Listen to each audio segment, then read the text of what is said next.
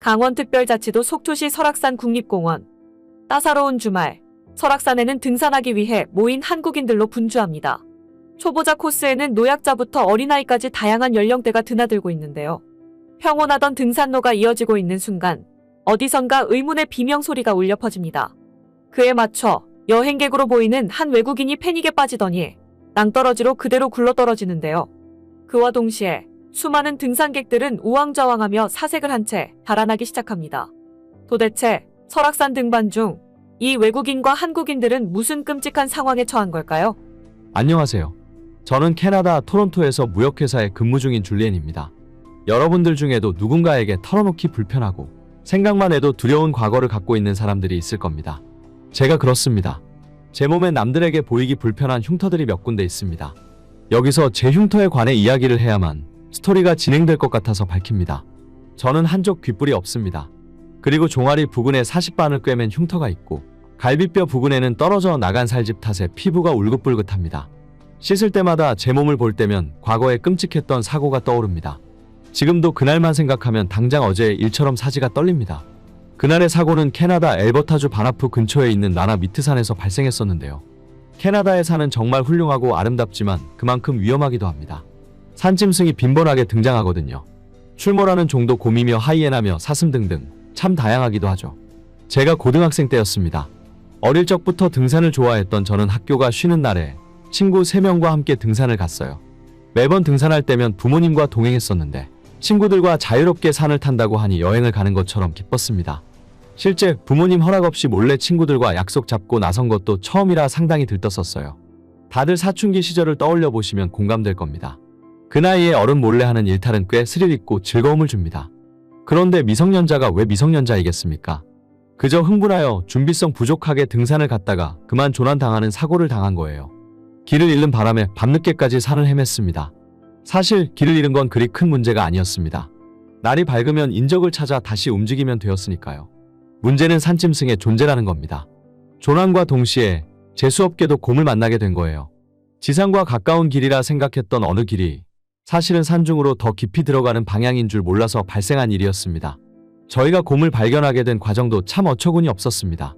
일본인 친구 스즈키가 조난당한 처지를 한탄하며 돌멩이를 걷어 찾는데요. 하필 그 돌멩이가 곰이 있는 방향으로 날아간 거예요. 그때부터 저희는 살면서 처음으로 목숨이란 걸 걸었습니다. 저희 모두 곰의 반대 방향으로 죽자 살자 도망쳤어요. 여기까지만 해도 사실 무척 위험한 상황이잖아요. 그런데 저만 죽음의 문턱을 한 단계 더 밟게 되었습니다. 저 혼자 발을 헛디뎌서 내리막길로 굴러떨어져 버렸어요. 제 사고 때문에 곰의 신경을 따돌릴 수 있어 친구들은 무사했습니다.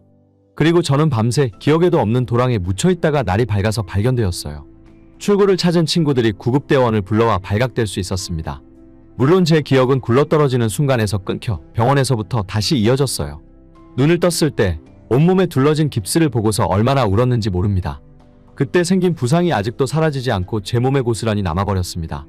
귓불을 잃은 한쪽 귀는 청력까지 함께 잃었으니 졸지에 장애를 가지게 된 저는 제 처지에 불행을 느꼈습니다. 몸도 몸이지만 정신이 크게 나가버려서 우울증까지 찾아왔었어요. 다행히 학교는 무사히 졸업했지만 그 이후로는 삶의 의지를 잃고 방구석에 처박혀 살았습니다. 저를 다시 세상 밖으로 꺼내준 것은 저와 함께 조난당했던 친구 중 한 명이었습니다. 톤이라는 친구와는 계속해서 좋은 관계를 이어왔어요. 일본인 친구는 돌멩이를 걷어찬 사실 때문에 저처럼 큰 트라우마가 생겼나 보더라고요. 학교를 졸업하자마자 캐나다를 떠나 일본으로 다시 갔다고 했습니다. 토니가 저를 위해 적극적으로 세상 이야기를 들려주는 덕분에 저는 그나마 트라우마를 억누르고 일어설 수 있었습니다. 토니는 자신이 다니고 있는 직장도 제게 소개를 해주었어요. 그게 바로 토니가 다니던 무역회사였는데 감사하게도 저희 장애를 문제 삼지 않는 곳이었습니다. 그렇게 저는 사람 구실을 하면서 살 수 있었습니다. 그날의 사고 이후로 저는 그렇게 좋아했던 산을 절대 찾지 않았어요. 산책 나온 작은 강아지조차 두려울 만큼 털난 짐승의 트라우마가 생기고 말았습니다. 장애로 인해 사는데 지장이 생길 때마다 우울감이 불쑥 올라왔지만 시간이 지나니 그로 인해 아무것도 못할 지경까진 아니었어요.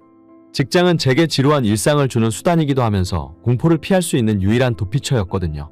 그저 일상을 살아감에 감사하며 일하는 3년간은 여행조차 꿈도 못 꿨습니다. 그런 제게 황금 같은 기회가 주어졌는데요. 난생 처음 여행을 가게 된 겁니다. 사실 여행이라기보단 해외 장기 출장이었어요. 한국이란 나라에 가서 일할 기회가 주어지게 된 거죠. 살면서 캐나다를 벗어나 본 적이 없던 저에게 해외 출장은 일상을 탈출할 수 있는 첫 기회였습니다. 한국은 작은 국가로 후진국에 속한다고 일본인 친구가 말했던 기억이 있었어요. 그래서 두려움 반 설렘 반의 마음으로 한국에 갔어요. 한국의 서울은 일본인 친구의 말과는 다르게 제가 살던 곳보다 훨씬 도시화되어 있었습니다. 눈이 즐거우니 캐나다에서의 우울감이 잠시 잊혀지더라고요. 한국에 있으면서 캐나다에서는 상상조차 할 수 없었던 경험을 많이 겪었습니다. 우선 제가 들어간 한국 회사는 금요일마다 회식이 있었는데요. 다들 저녁에 퇴근하는데 회식을 3차까지 가기도 하더라고요. 처음에 말로만 들었을 땐 이해 자체가 안 됐습니다. 캐나다에선 저녁 8시만 돼도 술집들이며 가게들이 문을 닫거든요. 밤늦게까지 동료들과 어울려 시간을 보내니 홀로 한적한 시간을 보낼 때보다 기분이 나았습니다. 회사에서 일하면서 점심시간에 배달을 시켜 먹기도 했는데요. 한국인 동료들이 휴대폰 터치만으로 음식을 주문하는 것도 처음엔 충격을 꽤나 주었습니다. 회사 사무실까지 배달 음식을 손수 가져다주는 시스템이 놀라웠어요. 캐나다에선 배달 주문 자체가 어려울 뿐더러 중간에 배달 주문한 음식이 사라지는 경우도 있거든요. 그리고 무엇보다 신기했던 건 한국의 옛것들이 서울의 도심과 잘 어우러져 있다는 것입니다. 제가 한국에 오자마자 가장 먼저 시도해본 것은 바로 서울의 문화유산 투어였어요. 조선시대 최고의 국립대학이었다는 성균관 대학교도 방문해 보았어요. 성균관 대학 입구에는 자그마한 비석이 있었는데요. 이 비석에는 성균관 유생들의 이야기들이 새겨져 있었습니다. 성균관 유생들이 사용했다는 공간들도 직접 눈으로 보고 체험해 보았습니다. 가장 놀라웠던 건 제 마음가짐이었어요. 한국 문화의 색다른 점에 놀라기 바빠서 저를 압도하고 있던 트라우마를 까맣게 잊고 있었던 겁니다. 캐나다에선 우울감을 애써 외면하려 노력했거든요. 그런데 한국에선 신기한 문화들이 워낙 많아 우울감을 느낄 새가 없더라고요. 사고 이후로 신이 나는 기분이 뭔지를 처음 느꼈습니다. 이 정도의 변화를 기대한 건 아니었는데 정말 한국에 오길 잘했다는 생각이 들었죠. 그러나 사람이 도가 넘치게 행복하면 반드시 불행이 뒤따라온다는 법칙 같은 게 있잖아요. 제게도 그러한 법칙이 기다리고 있었어요. 제게 닥친 그 일은 마른 하늘의 날벼락 수준이었습니다. 겨울치곤 날이 따뜻한 날이었습니다. 제 부서에서 주말에 친목 도모차, 설악산 등산을 간다고 하는 겁니다. 한국이 자연과 조화를 잘 이루는 나라인 건 알고 있었지만 한국에서 산에 가게 될 줄은 생각조차 하지 못했습니다. 잊고 있던 긴장감이 다시금 밀려왔어요. 캐나다에서의 사고가 떠올랐죠. 저 말고 한국인 동료들과 다른 외국인 직원들까지 모두 등산에 참석한다는데 저 혼자 빠질 수 없는 노릇이었습니다. 사색이 된 저는 집으로 돌아와 한국산을 열심히 검색해 봤어요. 인터넷 조사로만 봤을 땐 등산길이 참 잘 만들어져 있더라고요. 그걸 유심히 보면서 속이 울렁거렸습니다. 머리가 핑 도는 기분도 들었죠. 왠지 예쁘게 만들어진 저 등산로를 벗어나면 캐나다처럼 위험할 수 있겠다 싶었거든요. 가고 싶지 않았습니다. 하지만 한국 회사로 오고 나서 첫 친목 도모 모임인데다가 사실상 그것이 워크숍이나 다름없는 모임이었기에 빠질 수 없었습니다. 캐나다 산만 보아도 두려움의 다리가 떨리는데 일면식도 없는 타국의 산을 가게 생겼으니 제겐 지옥과도 같았습니다. 가지도 않았는데 식은땀이 날 정도였어요. 등산 가기로 한 날짜가 가까워지는 걸 지켜보며 숨통이 조여움을 느꼈습니다. 도무지 침착할 수 없었고 현기증이 날 것 같아서 한국인 동료 수군에게 제 트라우마에 대해 살짝 얘기하기도 했어요. 그러자 돌아오는 수군의 답변에 저는 그만 가까이 있는 벽을 짚고 말았습니다. 뭐? 곰을 만났었다고? 그런데 어쩌지? 한국산에도 곰이 있는데. 사색이 될 수밖에 없었습니다. 한국산에도 곰이 있다니요. 근데 수군은 겁이 나지도 않은지 그저 제 반응에 큰 소리로 웃기만 했어요. 산에서 곰이 나온다는데 어떻게 웃을 수가 있는지 이해가 안 되었습니다. 다른 동료들도 마찬가지였습니다. 한국인 동료들은 단지 등산용품에 관한 이야기나 산 밑에 맛집 장소만 공유할 뿐 산짐승에 대한 주의사항은 전혀 공유하지 않았어요. 소름이 끼쳤습니다. 한국인들이 전부 미친 사람처럼 보였어요. 도대체 뭘 믿고 저렇게들 태어난 건지 모르겠더군요. 저 혼자만 주말이 오기까지 진을 빼며 걱정했습니다. 그리고 등산 가는 당일날 동료들이 어디 안 좋냐고 물을 정도로 저의 두려움이 표정에 고스란히 드러났죠. 그렇게 저는 강제로 숨기고 싶던 저의 상처를 다시 마주하게 되었습니다. 도착한 설악산 입구의 분위기는 제 감정과 다르게 무척 산뜻했어요. 주말이라 그런지 등산 온 한국인들이 많았습니다. 다들 등산 전이라 기운이 넘쳤는데 저만 그들과 동화되지 못하고 서성였어요. 그리고 설악산 등반 코스 앞에 섰을 때 결국 제게 문제가 생기고 말았습니다. 현기증이 급격히 도짐과 동시에 다리에 힘이 풀려 넘어지게 된 거예요. 동료들이 전부 놀라서 저를 부축해 주었습니다. 지나가던 낯선 한국인들까지 저를 챙겨줘서 다시 안정을 빨리 찾긴 했어요. 무엇보다도 우리 동료들의 말 덕분이었습니다.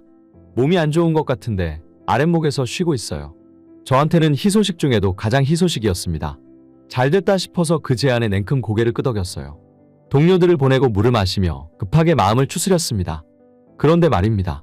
몇 분이 좀 흐르고 제 마음이 편안해지자 어느 순간부터 뭔가 이상한 것이 눈에 들어오더라고요. 지나가는 한국인들을 쭉 구경하고 있는데 가만히 보니 연령대가 너무 다양한 겁니다. 청년이나 중장년이 다녀도 위험하기 짝이 없는 산을 노인들뿐 아니라 유치원생들까지 이용하는 거예요. 어떻게 그 위험한 산을 노약자와 어린이들이 이용하도록 관리하는 건지 이해가 안 가면서 한편으로는 궁금했습니다. 저는 설악산에 마련된 등산 코스를 살펴보았어요. 등산 초보자들이 이용할 수 있는 코스가 따로 마련되어 있더라고요. 그 점은 꽤나 신뢰가 가고 괜찮아 보였습니다.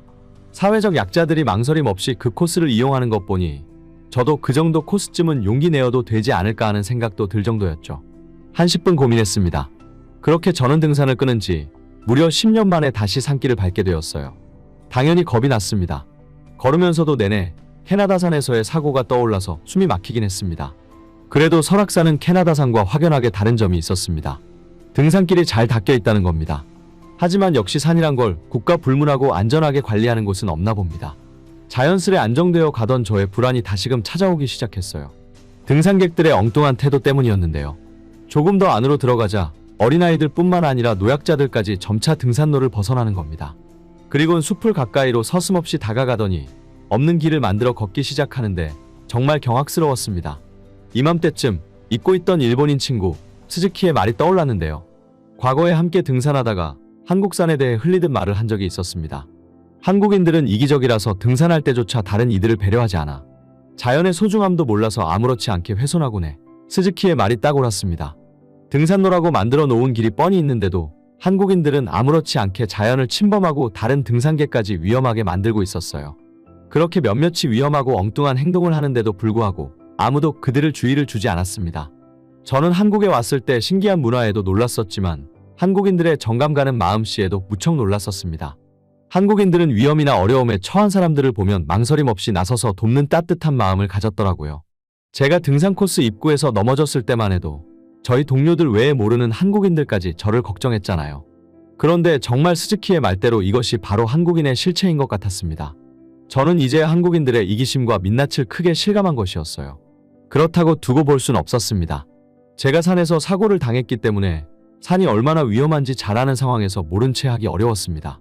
저라도 가까운 노약자들에게 경고하려고 다가갔어요. 그리고 그 순간 저는 돌이킬 수 없는 후회를 하고 말았습니다. 등산로를 벗어나자마자 앞쪽에서 찢어지는 비명소리가 울려 퍼지더라고요. 그것에 저는 심장이 크게 반응하여 그만 발을 헛딛고 말았습니다. 그대로 엉덩방아를 찧으며 얕은 낭떠러지로 미끄러지고 말았죠. 그 과정에서 발목까지 삐끗하는 공경에 처해버렸습니다.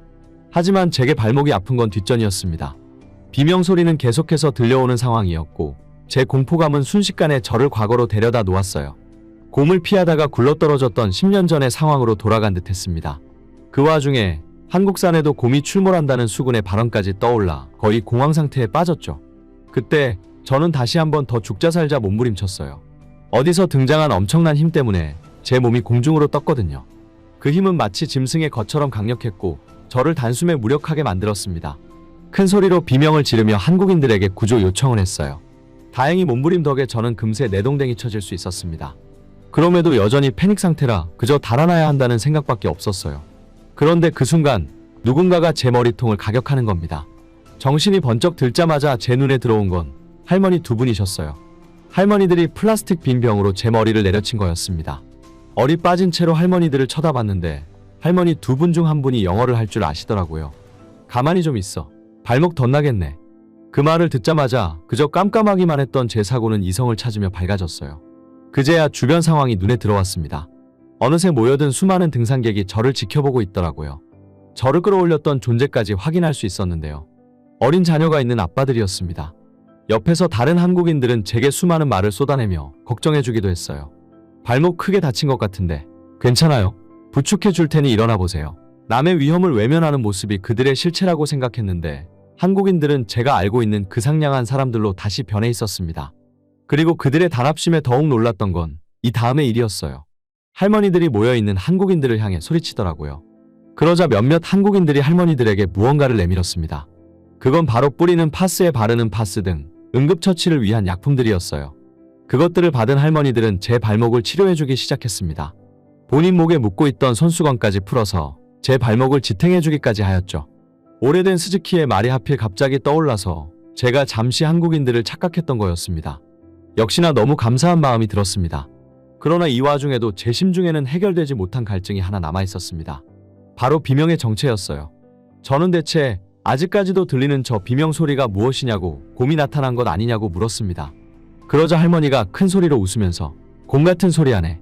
내가 10년째 이 산을 타고 있는데 곰은커녕 사슴 한 마리도 못 봤어. 라는 겁니다. 할머니의 말에 주위 한국인들이 전부 다 웃음을 터뜨렸어요. 그러니까 제가 들었던 그 비명의 정체는 앞서간 유치원생들이 청설모를 보고 좋아서 지른 함성이었다는 겁니다. 허무하면서도 긴장이 탁 풀렸습니다. 저는 그때야 곰이 출몰한다는 수군의 말이 농담이라는 걸 알았습니다. 당연히 스즈키가 한국인들을 오해하고 있었다는 사실까지도요. 생각해보면 다수의 일본인들은 한국에 대한 열등감이 많은 것 같습니다. 어릴 적 우리 반에서 함께 공부했던 일본인 친구 나카타도 한국에 대해 부정적인 이야기들을 많이 했었거든요. 한국인들 몇몇은 다친 저를 부축해 다시 코스 입구까지 데려다주는 친절을 보였습니다. 저는 뒤늦게나마 그들에게 감사 인사를 전했습니다. 얼마 후 동료 직원들이 하산하고 다친 저의 소식을 급하게 물어왔습니다.